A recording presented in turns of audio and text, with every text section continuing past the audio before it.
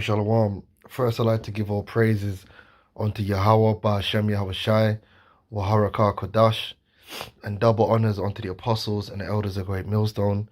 I honor you brothers out there in the highways and the byways, teaching this word in all sincerity and in truth.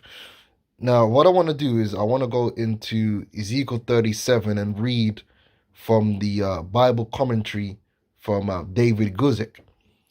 And it's just to show you that, these guys like Vocab Malone and the rest of these goofy Christians, they have a huge problem with our doctrine, our gospel. But the fact remains that our gospel, our doctrine, is what is actually written in the scriptures, beginning with the prophets. All right? What we teach can easily be read in Isaiah, in Ezekiel, in Jeremiah, Hosea, Malachi, you name the prophet, their teachings and their prophecies is harmonious with what we teach. The problem Christianity has is they have a doctrine and an agenda which is not harmonious with the prophets. And to that, add that it's also not harmonious with what was being taught in the New Testament writings, because we know that what was written in the New Testament was agreeable with that which was written in the Old. Like Paul was well versed in the law and the prophets, and he said himself, in the way which they call heresy, so worship I, according to the way of my fathers, believe in all things which are written in the law and the prophets. All right? The church of Berea, they searched the law and the prophets to see if the things that Paul was teaching was true. So the problem with Christianity is that when you search the law and the prophets for the doctrine that they teach, that God loves everyone and God's going to save everyone and heaven and hell and a whole host of BS that they teach, it's not there. But what you'll find is, like, when you actually go into these Bible commentaries, a lot of times when they're breaking down the Old Testament, they say what we say. It's unavoidable. So what's the problem? So I'm going to read through, start from verse 11, and we're going to see what David Guzik has to say in regards to what Ezekiel spoke of in chapter 37. Just know that chapter 37 of Ezekiel goes hand in hand with Revelations, the 21st chapter. So it's end time prophecy. So, Ezekiel 37, it says here, these bones are the whole house of Israel. We might have supposed that Ezekiel understood that the bones in his vision represented his people, yet it might have surprised him when God revealed they represented the whole house of Israel, and not only those from the kingdom of Judah. The restoration would include those from the northern kingdom of Israel that fell to the Assyrians some 150 years earlier. And see, so again, when you deal with these goofy Christians and you fast forward to the times of the New Covenant writings, they refuse to acknowledge that the Jews who were of Judea not only did they not represent the entirety of Judah, Benjamin, and Levi, because you had many Judah, Benjamin, and Levi who were scattered around Asia Minor and throughout the known world, all right, because of the Hellenistic period, who were being called Greeks. But you even had the bulk of the northern kingdom who was scattered throughout the four corners, even over to the Americas. And so the goofy Christians, they refuse to acknowledge that history to put the New Covenant writings into context. So that's why they can't understand how there could be a group of people who were alienated from them, who were being brought back into the fold, which is why in John the 11th chapter, it speaks about not saving that nation only, but also the sons of God, who were, the children of God, to be more accurate to what it says, the children of God who were scattered abroad. Well, the children of God who were scattered abroad would represent the northern kingdom, right? And the members of the southern kingdom who were scattered outside of Judea, who were not being recognized as part of the nation anymore. All right? But here, David Guzik admits that even in the time of Ezekiel, there was this division. It says, our bones are dry, our hope is lost, and we ourselves are cut off. The house of Israel had reason to say this, both those from the south and the north. Their only hope for life and restoration was in the Most High. Our hope is lost. They were the words of despondency, born of the realization of the desolation produced by the divine reprobation. It was an accurate description, which is true. Our people been down bad. I will open your graves and cause you to come up. Doesn't that sound like a resurrection? All right, what did YAHAWASHI come to do? To resurrect that which was dead. We shall be raised with him. The Lord came to bring life to the nation of Israel. He is the way, the truth, and the life. See, these prophecies that we're reading in Ezekiel, YAHAWASHI is the one who's actually going to fulfill them. This is all about the ministry of YAHAWASHI and its eventual conclusion. All right?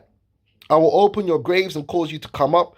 The same message is communicated through a slightly different picture. Instead of bones being exposed, here they are buried in graves. The effect is the same. Life is brought to that which was dead. Right? The scripture tells you, he that wandereth out the way of understanding shall remain in the congregation of the dead. Right? YAHAWASHI came to give life to the nation, beginning with the elect. Cynics in Ezekiel's audience might have assumed a sinister motive, perhaps to rob the tombs or to desecrate the remains, but common practices in the ancient Near East. But now, the Heavenly Father poses as a tomb robber like no other. The treasure he is after is the bodies of his people, whom he will raise from the grave. So his people, again, they have to acknowledge that the subject matter is not all people, but his people, the Israelites, which is what we teach. We teach that the subject of the Lord's salvation is the Israelites. And these men got a problem with it. All right? Again, bring you into the land of Israel. Now, the problem here is now the Christianity teaches a salvation which is something that you die or you go to a spirit realm. They teach you the goal is to die and go to heaven. No. The kingdom of heaven is going to be on earth. The kingdom is going to be on earth. The restoration and the salvation is something which is going to happen on earth to fulfill the promises, which is why it says, bring you into the land of Israel, which is why Holy Jerusalem is coming down from heaven onto earth in Revelation, the 21st chapter. Because it's about earth. It's not about being in heaven. But again, that whole dying and going to heaven and the kingdom of heaven being in the spirit realm can't be found in the prophecies. All the prophecies are regarding events which happen on earth. As promised many times in other places, such as Ezekiel 36:24 and 36:28, this revival of Israel also included their restoration to the land. Right? The meaning of our text is opened up by the context is most evidently, if words meaning anything, first, that there shall be a political restoration of the Jews. Now, here we go. Spurgeon in 1984 using that term Jews. The Bible's not saying there's going to be a political restoration of the Jews. And we're going to get to that. There's going to be a restoration of the nation of Israel, not the Jews. The Jews existed as a division of Israel. The Lord isn't bringing back or restoring the Jews, nor is he restoring Judea. He's going to restore the nation of Israel, which is all the 12 tribes. We're not going to be known as the Jews anymore. Right, to their own land and to their own nationality. And then second, there is in the text and in the context a most plain declaration that there shall be a spiritual restoration, a conversion, in fact, of the tribes of Israel. Right? So this guy's trying to mix in Jews. No, what it is going to be a complete restoration, both spiritually and physically and politically, of the nation of Israel. And that's going to be done through YAHAWASHI, through the ministry, and through his inevitable salvation when he returns and gathers us together and establishes the new covenant within us, all right? Then you shall know that I am the Lord. God would powerfully reveal himself to Israel through this great work of revival and restoration to the land. Now, I don't need to tell you that that's not what's happened with them goofies, JOOs in the land over there right now. The Lord hasn't revealed himself to them. They were atheists.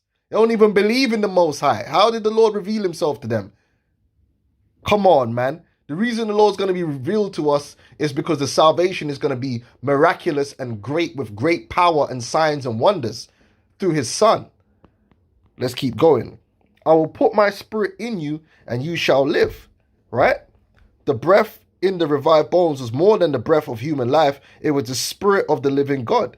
This is another way of expressing the great promise found in the previous chapter, Ezekiel 36-27. Right? Now that goes into YAHAWASHI and the new covenant. All right? The Lord dwelling within us, man.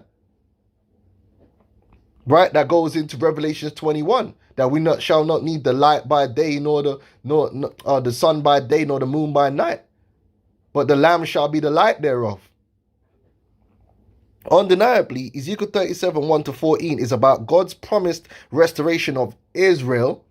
It is a restoration so wide and so deep that any fair examination of Israel history must confess that it has not happened yet. This means that it is yet to be fulfilled and will be fulfilled as part of God's plan for Israel in the very last days. Right?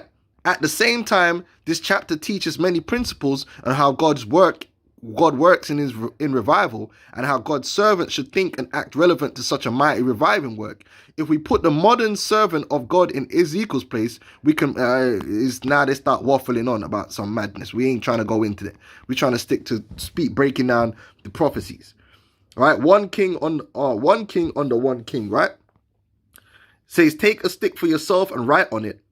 At God's instruction, Ezekiel took 2 sticks. On one was written identifying it with Judah, and on the other was writing identifying it with Ephraim, that is Israel. The sticks represented the kingdom of the northern 10 tribes and the kingdom of the southern 2 tribes. In Ezekiel's day, the northern kingdom had been conquered and destroyed for some 150 years. Well, let's add to that. Pursuing to the Apocrypha, they had traveled to a land where no man had dwelt, which is the Sarif, which is the Americas. That's how our brothers ended up in the Americas, right? North, South, and Central America, right? That's where the Northern Kingdom went on ships, right? And we got plenty of videos going into that in particular. Yet God still considered them a people. That's why YAHAWASHI said, other sheep I have, which is not of this fold. It wasn't talking about heathens, actual heathens. It was talking about other Israelites, even though they were scattered among the nations. Incidentally, these same scriptures show the folly of the Anglo-Israel delusion when its position with its position on 10 lost tribes. The prophets all recognized the northern tribes are still in existence and knew of no such error as lost tribes. Okay. Joseph, the stick of Ephraim. The tribe of Ephraim was the largest and most influential tribe of the northern kingdom. That's the so-called Puerto Ricans today. Several times in the Old Testament, the northern kingdom was called Ephraim. Joseph was the father of Ephraim and Manasseh, the 2 dominant tribes in the northern kingdom. Of these 2, Ephraim, the younger son, dominated the northern politics from the beginning. Yeah, there's good history there. Jeroboam, the first king of the 10 tribes, was an Ephraimite. Joseph represents the 10 tribes in general. They were in the hand of Ephraim, and that is under the government of Jeroboam. And that's by Clark. Join them one to another. Either in appearance or in reality, Ezekiel was to join the 2 sticks together so they would become one in your hand. His clenched fist will thus grasp the place where the 2 sticks meet, and it will appear as if he is holding one long stick in the middle. Certainly, no base exists in this text for the strange Mormon. We ain't going to bother with the Mormons. But that's the tribes coming back together as one nation, which hasn't happened yet. All right? The meaning of the joined sticks. Will you not show us what you mean by these? Ezekiel's audience among the exiles were somewhat mystified by this acted out prophecy. Perhaps they wondered what God would have to do with the northern kingdom, Joseph and Ephraim, some 150 years after their seeming extinction. Make them one stick and they will be one in my hand. Generally, the meaning was plain. When God ultimately restored the tribes of Israel, he would restore them all. Again, So does it start making sense now who these other people outside of Judea that the gospel had to be teached to is? See, Christianity, they don't break this down in the churches. Here it is, this information is known by the scholars, but the average Christian does not understand this history. And they don't understand the gospels in the context of this history. So they don't understand that the Jews of Judea did not represent the entirety of the nation of Israel. You had Israelites that were scattered outside of that, who were swallowed up by the heathen, who were being called Gentiles and Greeks by the Judeans because of their apostasy. That which was previously divided in the days of Rehoboam would be restored as one. Taking away the deadly feud that have so long been between them, breaking down the partition wall, and I will once more bring them all under one king and make them of one mind. See? Especially significant for the Israelites was the Most High's unequivocal declaration that all the descendants of Jacob were heirs of the covenant. Against the grain of centuries of history and deep-seated prejudices, the Most High extends his grace to the whole house of Israel, and not only Judah, but Joseph and his confederates as well. That's why James 1:1 says, James to the 12 tribes scattered abroad, greetings. This is why the gospel had to be preached throughout the four corners among all nations. Because the gospel was for the entirety of the descendants of Jacob, not just the Jews. That's why it is written, wherewith shall he go? Shall he go to the dispersed among the Gentiles and teach the Gentiles? The dispersed. That's why Peter, in the book of Peter speaks about the scattered, the disperser, the diaspora.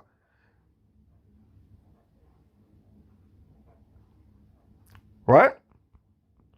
That explains Cornelius, who was from Italy. Cornelius and his family and his brethren were Israelites, descendants of Jacob. Right? The book of Matthews, I am sent but unto the lost sheep of the house of Israel. Right? That's Matthew 15:25. Right? It says the promise to gather, unify, and restore Israel. So why are these people acting like we're crazy? This is them summarizing what's happening, what's being foretold. Gather them from every side and bring them into their own land. The restoration after the Babylonian exile was only a shadow of this promise. So this is the Bible scholar telling you, listen, man, what happened after Babylon, the return to the land, ain't what it's talking about in Ezekiel. There's a greater restoration to come. This was a promise to bring the Jewish... Oh, here we go. Not Jewish. I don't like that. He's doing it again. No, not the Jewish people. To bring the Israelites. Jewish just represents the southern kingdom. To bring the Jewish people, no. To bring the Israelite people from among the nations, from a scattering much broader than the Babylonian captivity. Again, they're acknowledging that there was a scattering of the Israelites much broader than the Babylonian captivity. This is why there were churches all over Asia Minor. This is why this word had to be preached throughout all the nations. I will make them one nation in the land. This looked forward to a restoration much greater than what happened in the days of Ezra, Zerubbabel, and Nehemiah. God would bring the Israelite people. I don't like them man trying to just use that word Jewish, because what they do is once they establish only using that word Jewish, then they can confuse the people into thinking that the Jews represent all Israel. No. Bring the Israelite people. Representatives of all the 12 tribes. Revelations the 7th chapter. 12,000 men from each tribe plus the multitude. As a whole back into the land. As a whole. So what do you think is happening when Holy Jerusalem is coming down from heaven in Revelation 21? That's what's happening. YAHAWASHI said in Matthew the 24th chapter that he's going to gather together his elect from the four winds. That's this prophecy. YAHAWASHI is coming to fulfill prophecy that was written. It's not new prophecy. Everything YAHAWASHI taught wasn't something new. It was prophecy that had already been written. In the land on the mountains of Israel. This phrasing emphasizes that God made the promise regarding the literal land of Israel, which shows you the new heavens and the new earth isn't talking about a whole new earth and a whole new heavens. It's the same heavens and the same earth renewed. They shall no longer be two nations. Gathered together under one king, they would be established in the literal land of Israel under a literal king. So how did that happen in 1948 when they don't have a king? They've got a political system of which mirrors the Islamic and European political systems. So that's a cut. Water and Hope acknowledge that this has not yet been fulfilled in history. Despite the prophet's words and various attempts, the divisions between North and South remained in the New Testament period. These divisions were clear enough in the animosity between the Jew and the Samaritan, which the Samaritans that were living there at the time weren't really that northern kingdom. Whether it's the children of Israel or the saints in the church today, which the saints are the children of Israel, and the church today isn't the Israelites, it's heathens. So it's got nothing to do with the Most High or the gospel. The Lord wants his people to be united. So you see how what they do is they start trying to separate what was happening in the New Testament to the prophecy of the Most High. So you end up with Israel and the church as two separate entities. No, the church is the congregation. The church is Israel. And the church is comprised of the real Israelites, the descendants of Jacob. This false church that they're running with in Christianity is not the real church that the Bible's talking about. And they don't follow the real gospel, because the real gospel is only for the descendants of Jacob. But you see where the confusion happens now is that how do you fit the church in with the prophecies when the prophecies got nothing to do with a church that they're talking about? It was all Israel. When the disciples said, Lord, without this time restore again the kingdom to Israel, he didn't say restore again the kingdom to the church. Behold, how good and how pleasant is it for brethren to dwell together in unity. Paul appealed to the believers in Corinth, which those believers were Israelites, to cultivate unity in the church. And he exhorted the Ephesian believers to make every effort to keep the unity of the Spirit through the bond of peace. That's because these were Israelites. And this modern day church isn't the same. It's a fraud. And that's why they're bucking up against the scriptures. They shall not defile themselves with their idols. These promises are typical of the passages that speak of the new covenant. Oh, wait, hold on. So they're telling you right here that Ezekiel, the 37th chapter, is also about the fulfillment of the promises of the new covenant. And guess who the subject matter is? The Israelites. Because the new covenant is for the Israelites and the Israelites only. But it wasn't just for the Jews. It was for all Israel. The promises of purity shall not defile, or cleansing will cleanse them, and relationship, they shall be my people and I will be their God, are often characteristic of the new covenant. Among other things, this shows that the unity promised here is a unity of purity and devotion to one king. It is not the unity of compromise and lack of standards. Provoked by their defiling and abominable acts, the Most High had abandoned his people. Now that he has purified them, he may return and normalize the covenant relationship with them. So what we're reading here is in agreement with what we teach, isn't it? It is. So what's Vocab Malone's problem? You got to go back to the drawing board, my friend, not us. We got it correct. With the Church of Berea, this is what the Church of Berea understood, and you don't. And they understood that YAHAWASHI was going to be the fulfiller of these things. Ezekiel 37:24-28. David, my servant, shall be a king over them. In Ezekiel 37:22, God said that there would be one king over the restored and unified Israel. Here we learn that the one king is David, as previously stated. So we know David is coming back. And if you can receive it, David is Peter, the head apostle. All right? Because the church that was in the scriptures is Israel, the descendants of Jacob. That's why all the disciples were Israelites. They shall dwell in the land that I have given to Jacob, my servants. To the clear and repetitive nature of these promises And that's why they had to come up with replacement theology, man. They had to make up replacement theology. The clear and repetitive nature of these promises of specific literal land cause wonder at the attempts to spiritualize such promises and deny that God has no future plan for ethnic Israel in their ancestral land. And there you go, ethnic Israel. Because what they want to do is they want to separate ethnic Israel from a fabricated Israel that they can place upon themselves. No, there is only ethnic Israel. And the church in the New Testament are ethnic Israelites. And the kingdom of heaven is going to be ruled by ethnic Israelites only. There is no other, there's nothing else other. The Israel of God are Israelites in the flesh too. Ethnic Israelites. That's why you hear Vocab keep trying to use the word ethnic, because then they're trying to basically say that there's some other form of Israelite. There isn't. What are you doing, man? So witchcraft? Nah. Some bait and switch thing? Nah. We sticking with the real McCoy, the authentic, according to the house of the fathers. Jacob means here the 12 tribes, and the land given to them was the whole of the land of Palestine. Consequently, the promise states that when they return, they are to possess the whole of the promised land. And we will. And that's what YAHAWASHI is going to do. My servant David shall be their prince forever. And that shows you the kingdom of heaven, everlasting life.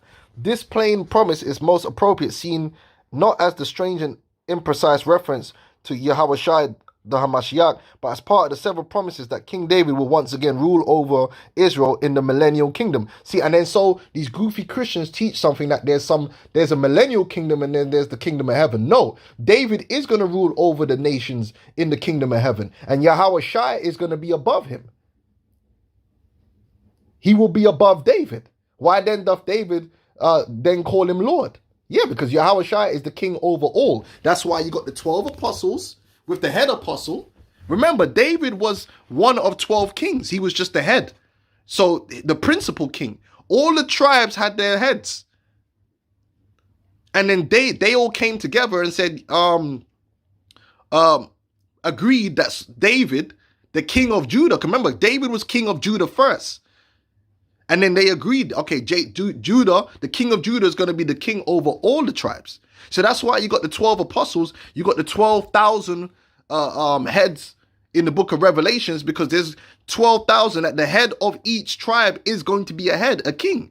But the head of the 12 of Judah, which is going to be David or Peter, right, is going to be the king over all. But then who's the head of the 12?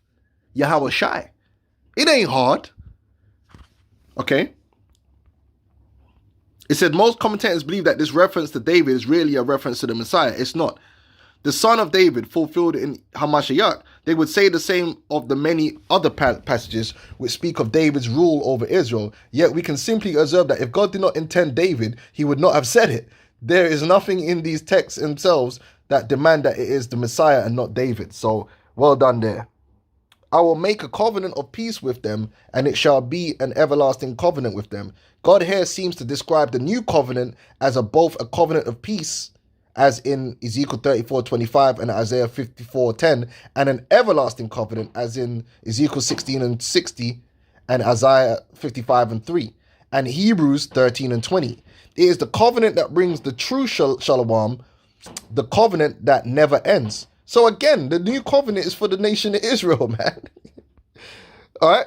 The shalom represents much more than merely the absence of war. It denotes the state of harmony and equilibrium among all participants in the divine terrestrial. No, I know human. It represents the peace between the Most High and the Israelites.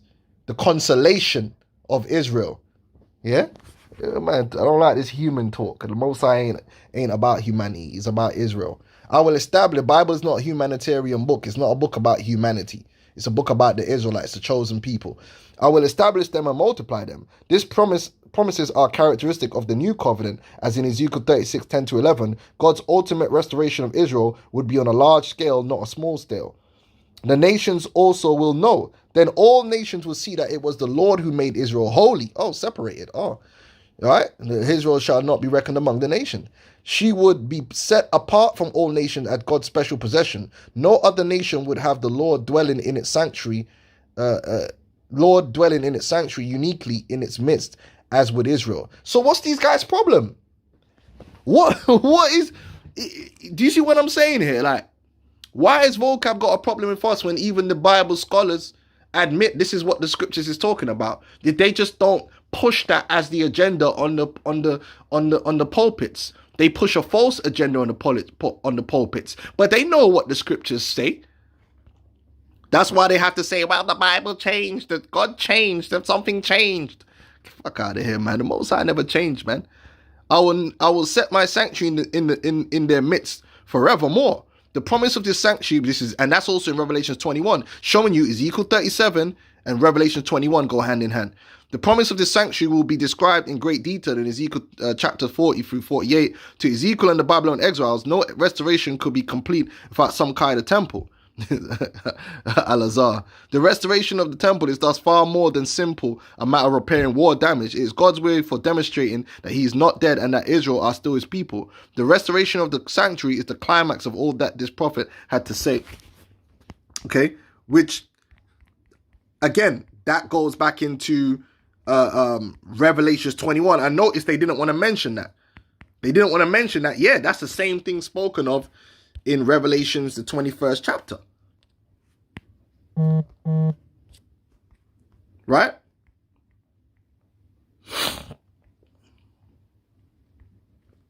And I'm pretty sure if you go to the cross references, the scholars know, because the scholars should reference Ezekiel 37, or they're trying to hide it. Okay, so they reference Isaiah 66 and 1 there. Let's see, they're trying to hide it. Let's see if they do it in another scripture.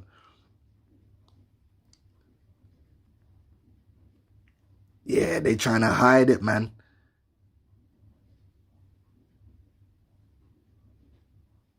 Yep, they definitely, see, they're trying to hide it. Right? Now, let me see something now.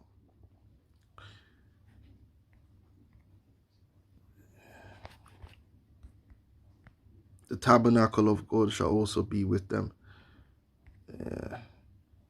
Let's see, cross-reference. Right? There you go. Revelations 21.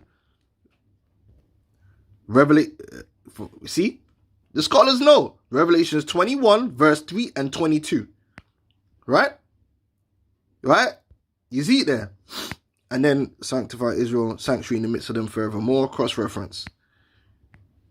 See, they should have put Revelations 21 in there as well, because it says the same thing. My sanctuary shall be in the midst of them. But in the 27th verse, they do it properly. Let's see if they reference back on 21 and 3. Okay, they do. Ezekiel 37 and 27. Right? So Revelations 21 and Ezekiel 37 go hand in hand. And you see, they have to admit that it's all about the nation of Israel, the ethnic Israelites. All right? So it's job done, man. So why is Vocab alone stressing us for when what we're teaching, even his more well-renowned scholars than him have to admit that, yeah, that's what it says. That's what the prophecy is talking about. Why is he stressing us? Because it doesn't go along with the status quo that they've become comfortable with. The lie that they preach on the pulpit, despite what is actually written in the prophecies, in the law and the prophets. They have to scream and feign their words, man, on the pulpit in order to bring that dead Christianity to life. We don't have to do that. We don't have to feign nothing. The wealth of the prophecies back up what we teach completely. So if that, I'm going to say shalom.